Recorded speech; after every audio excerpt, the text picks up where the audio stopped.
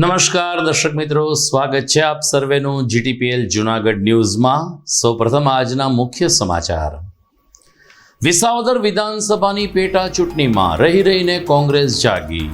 અનુસૂચિત જાતિના સંમેલનમાં કોંગ્રેસના સિનિયર નેતા શક્તિસિંહ ગોહિલે મતદારોને પંજા તરફી મતદાન કરવા કરી હાકલ।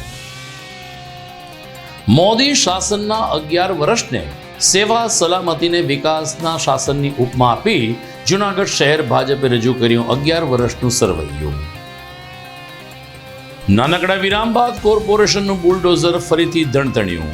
સુખનાથ ચોકમાં પાણીનું પરબ અને દબાણ કરેલી દુકાન હટાવી જગ્યા ખુલ્લી કરાઈ।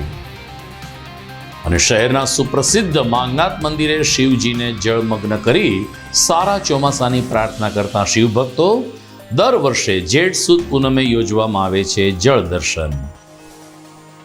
આ તમામ સમાચાર આપણે વિગતવાર જોઈએ તે પહેલા લઈએ એક બ્રેક।